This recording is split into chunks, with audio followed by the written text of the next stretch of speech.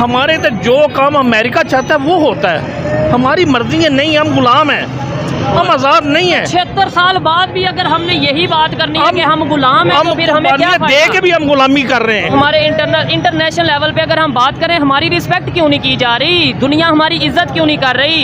एक तरफ हम कहते हैं कि हम बड़े सच्चे हैं, बड़े ईमान वाले हैं, दूसरी तरफ पे हमारे जो इस टाइम यार अच्छा भला मुल्क चल रहा था यार, इन्होंने कैसे क्या कर दिया हमारे साथ। ओए होए। हमें जीने का हक ही हमसे छीन लिया है। ठीक है। कोई आप देखे किसी के चेहरे पर खुशी है? नहीं सब है, लोग बिल्कुल परेशान नहीं। हैं। इवन सर मैं आपको सब ये बात लोग- बताता हूँ, लोग बात ही नहीं करना चाहते। लोग कहते हैं हमारे बात करने का फायदा नहीं है। रंग उड़े हुए हैं। रक्षा क्षेत्र में आत्मनिर्भरता के विजन के साथ भारत आगे बढ़ रहा है। मेक इन इंडिया पहल के तहत भारत और अमेरिका के बीच ऐतिहासिक समझौता हुआ है, जिसके तहत एडवांस ड्रोन बनाए जाएंगे।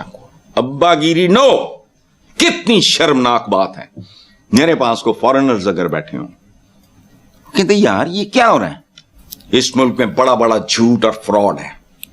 सबसे बड़ा नंगा उरिया झूठ है डेमोक्रेसी। हमसे एक अच्छे पड़ोसी होने के नाते से मैं पाकिस्तान को एक ही नसीहत देना चाहूंगी कि पाकिस्तान उसमें क्यों नहीं रहता, वो क्या कहते हैं उसको, औकात।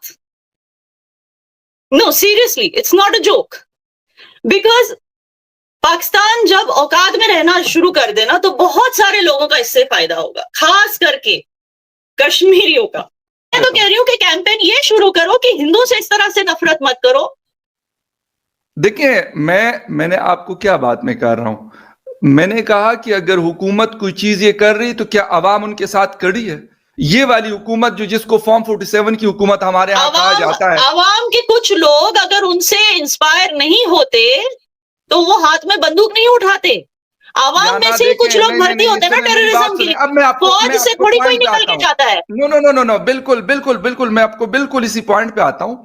आपने कहा मुझे ये बताइएगा कि कश्मीर के अंदर आज से 10 साल पहले की क्या सूरत हाल थी सिक्योरिटी की, और आज 10 साल के बाद 2025 टेररिज्म तो तब भी था, अब भी है। कौन सा खत्म हो रहा है? बार बार हमारी इकोनॉमी पे इम्पैक्ट तो हो ही रहा है। खत्म तो अमेरिका से नहीं हुआ, खत्म तो यूरोप से नहीं हुआ। अभी कुछ दिन पहले जर्मनी के अंदर इतना बड़ा हमला हुआ, रशिया से खत्म नहीं हुआ। तो इंडिया और पाकिस्तान तो बड़े आम से मुल्क है। मैं ये नहीं कह रहा हूं कि वो बिल्कुल जीरो पे आ जाए, लेकिन क्या आज से 10 साल पहले के जो हालात थे कश्मीर के, आज वो हालात हैं? 10 साल पहले कौन से हालात की आप बात कर रहे हो? मतलब बुरे हालात थे ना, बहुत बड़े बड़े हमले होते थे, बहुत ज्यादा लोगों की कैजुअलिटीज होती थी, फोर्सेस की कैजुअलिटीज होती थी। वो तो हमारी फोर्सेस ने इसको काबू में ले लिया है। बहुत बड़े पैमाने पर इसको जो है कंट्रोल किया गया है फोर्सेस के थ्रू। मैंने पहले मैं यही तो कह रही हूँ, ट्रेड बॉर्डर्स बंद करने की जरूरत क्यों आ पड़ी? क्योंकि उसका फायदा उठाकर पहले ज्यादा अटैक्स होते थे।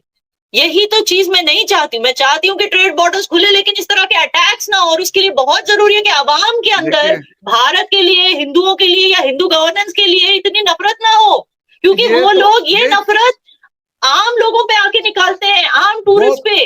एक बेचारे टूरिस्ट को क्या लेना देना है इससे? उसकी जान क्यों गई? एक पिलग्रिम का क्या लेना देना है? उनकी जाने क्यों जाती है? टू द पॉइंट बात कर लेते हैं, टू द पॉइंट बात कर लेते हैं। 28 इनोसेंट लोगों की जाने गई, ऐसा ही है। पहलगाम में यही हुआ। मुझे यह बताएं कि उस हमले से पाकिस्तान को किस चीज का फायदा हो रहा था कि पाकिस्तान जाकर और वहां पे इस किस्म की कोई चीज स्पॉन्सर कर दे, वो स्टेट स्पॉन्सर्ड हो या फिर उसको कोई ग्रुप स्पॉन्सर कर रहा हो। क्या मतलब पाकिस्तान का इस सब से क्या फायदा होता है? आपको नहीं पता सच में? नो नो नो, आपको नहीं पता कि पाकिस्तान जो पूरा मुल्क है वो कौन चलाता है? आपकी आर्मी चलाती है ना। देखिए वो चलाने तो जब ये चीज एस्टैब्लिश कर दे आपकी आर्मी कि यहाँ पे वॉर हो रहा है, यहाँ पे अनरेस्ट है, यहाँ पर मतलब जितनी वो अपनी जरूरत को एस्टैब्लिश करने की कोशिश कर रही है आर्मी, आपके लोगों के बीच के इतना अनरेस्ट है, इतना ये है कि हमारा बजट कम नहीं हो सकता। अगर हमारा बजट कम तो छोड़ो, हमें तो बाहर से भी पैसे आने हैं एड देने, क्योंकि हमें याना अगर कश्मीर नहीं भी होगा ना, बजट कम नहीं होगा। हमारे पास बलूचिस्तान और खैबर पुख्तनख्वा इतने हैं कि जिसकी वजह से स्पेशल बजट 2-3 दफा साल में और रिलीज होता है। तो फिर आप मुझे एक रीजन बताइए कि इस तरह की कैंपेनिंग क्यों हो रही है? ब्लैक डे क्यों मनाया जा रहा है? जब कश्मीर में कोई ब्लैक डे नहीं मना रहा तो वहां पे क्यों मना रहे हैं? वो मैंने कहा ना, वो वाले ये दावा करते कि हमारा, ये वाले दावा करते कि हमारा। आपस में बैठ जाए ना कि किसका और किसका नहीं है। क्यों नहीं बैठते? क्यों? कितने बार बैठे? कितने बार? नहीं नहीं नहीं नहीं, देखें, बात इसलिए इसके लिए कब ये लोग बैठे हुए हैं कि हाँ हमने इस कश्मीर मुद्दे को एक वंस फॉर ऑल खत्म करना है, कब बैठे हैं मुझे ये बताइए। तो कैसे कैसे होगा आपके हिसाब से कैसे होगा? नहीं, मैं तो यही कहता हूँ ना कि ये कश्मीरी आवाम के ऊपर छोड़ दें। नहीं, आप मुझे एक बात बताइए, हमारे तो जैसे आपने कहा अभी तक, सुनिए अगर वो सुनिए, जब भी आपका कोई प्राइम मिनिस्टर आता है, वो सुनिए, जब भी कोई प्राइम मिनिस्टर आता है कश्मीर का रोना रोते हुए आता है, और 1 साल 1.25 साल के अंदर उसको आपकी आवामी उड़ा देती है या आर्मी उड़ा देती है, या तो जेल में डाल देती है या तो फांसी लगा देती है, कुछ ना कुछ हो जाता है उसको, ठीक है।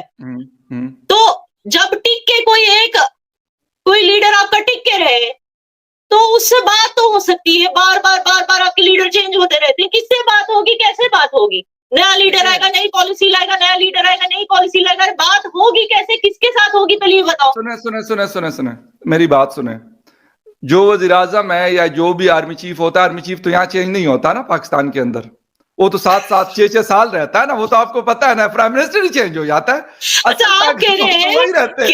नहीं आना देखे कि मोदी जी आर्मी चीफ के साथ बैठ के डिसाइड कर ले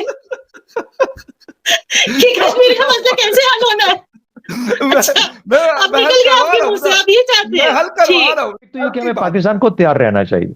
ये मोदी है, ये इंडिया है, इसके बारे में आप कुछ नहीं कह सकते। अगर वो किसी और तरीके से जंग करना चाहता है, जैसे कहा जाता है कि जो सरक्रीक में आएगा वो नेवी को इस्तेमाल करेगा, हो सकता है फौज को ले, एस्केलेशन लेडर को कंट्रोल करने का, जिसमें कि बढ़ोतरी का तरीका है एक जंग का, फिर उसके कंट्रोल से बाहर हो जाती है। जब फोर्सेस इतनी बड़ी तादाद में सामने आएंगी, खासतौर पर जमीनी अफवाज, तो फिर उनको कंट्रोल करना, रोकना मुश्किल हो जाता है। में अभिनंदन साहब का जहाज यहाँ पे क्या मतलब, वो वैसे हमें हमारे ऊपर पुल वो फेंकने के लिए आया हुआ था, वो आया इसीलिए था कि वो लाजमी सी बात है कि एक फाइटर जेट लेके आया हुआ था और उसका जहाज हमने मार गिराया, वो हुआ। वो कहाँ गया था? वो बलूचिस्तान गया था क्या? अभिनंदन बलूचिस्तान गया था? तो फिर बलूचिस्तान की बात हो रही है, आप बलूचिस्तान के लिए हमें क्यों ब्लेम कर रहे हैं? किस मेरी बात सुने, बुनियाद पे हम पर ब्लेम जा रहा है बलूचिस्तान को लेकर, ये जरा समझाइए। नो, मैंने कहा ना, ये मेरा पॉइंट ऑफ व्यू नहीं है।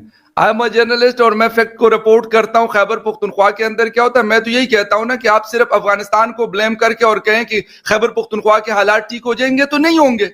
आप बलूचिस्तान के लिए हिंदुस्तान को ब्लेम कर दें और आप कहें कि हालात ठीक हो जाएंगे, नहीं होंगे। है जो किसी के वहमो गुमान में भी नहीं था कि एक जानिब तो अमेरिका और भारत की डिफेंस कॉर्पोरेशन के हवाले से जो डील्स हो रही हैं कि अमेरिका वो असलहा जो इस्राइल को देता है वो अब भारत को देने जा रहा है। नमस्कार दोस्तों, आज हम बात करेंगे एक ऐसे मुद्दे पर जिसने पूरे पाकिस्तान को हिलाकर रख दिया है। भारत के ऑपरेशन सिंदूर 2.0 को लेकर पाकिस्तानी मीडिया और उनके रक्षा मंत्री ख्वाजा आसिफ तक डर से कांप रहे हैं। पिछले साल मई महीने में भारत ने ऑपरेशन सिंदूर के तहत पाकिस्तान के कई कड़े सैन्य ठिकानों को निशाना बनाया था। इस अभियान में पाकिस्तान के एयरबेस सहित कई महत्वपूर्ण ठिकानों को बड़ा नुकसान पहुंचा, जो अब भी ठीक नहीं हो सके हैं। इसी कारण पाकिस्तानी सेना और सरकार में डर का माहौल है। पाकिस्तान के रक्षा मंत्री ख्वाजा आसिफ ने खुलेआम कहा है कि भारत किसी भी वक्त हमले के लिए तैयार है और पाकिस्तान को हर समय अलर्ट रहना होगा। उन्होंने माना कि भारत पर भरोसा नहीं किया जा सकता और हो सकता है कि भारत अफगानिस्तान या किसी और जगह से भी हमला कर दे। भारतीय सेना ने अपनी तैयारियों को और बढ़ा दिया है। तीनों सेनाएं, सेना, नौसेना और एयरफोर्स पूरी तरह से